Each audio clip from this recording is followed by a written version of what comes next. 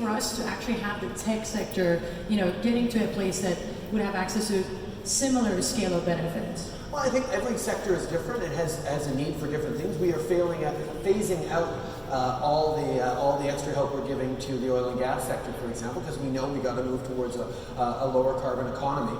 So every sector will respond to the needs. And what I hear most clearly from the tech sector in the needs are making sure they have access to capital, making sure they have access to talent, and making sure they have access to procurement opportunities. And those are the kinds of things that we're moving forward quickest on. I have no difficulty having confidence in the tech sector's ability to create success, to generate wealth, to create opportunities. We just need to make sure that the infrastructure is there for you to be able to succeed. So we will always support the tech sector as much as it needs to, recognizing that the impacts of the tech sector go through the entire economy, and therefore the benefits need to be felt throughout the economy as well. You touched on the VC community, and part of it, in terms of the programs that are in place from, VCCI, VCAA, $400 million in terms of, collaboration with the VC community. I want to know what are the steps that,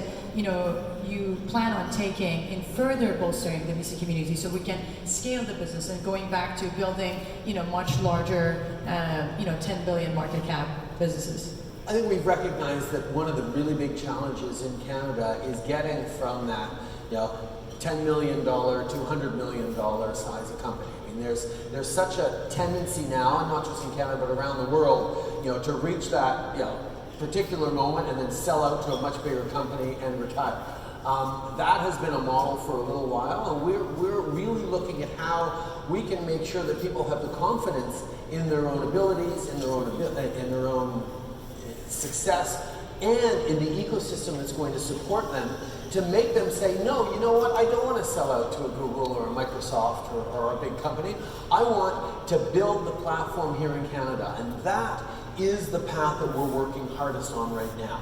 And the factors that go into that isn't just the government saying, here's some money, you can now succeed. It is actually creating an environment for you to be able to succeed, where you have that access to talent, where you have that access to global markets. I mean, just in terms of trade, Canada is now the only G7 country with a free trade deal with every other G7 country. We have preferred access to 2/3 of the global GDP right from Canada. Obviously, access down south with the renewed NAFTA that we're in the process of moving forward on, access to Europe with the CETA, the Canada-Europe Free Trade Agreement, and then access to Asia with the CPTPP, and it's continuing to grow.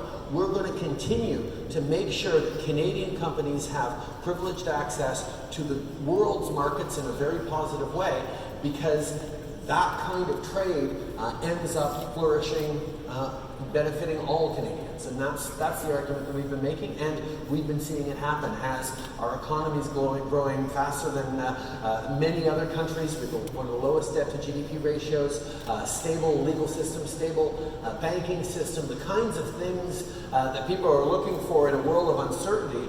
Canada is providing and continuing to build on. So speaking of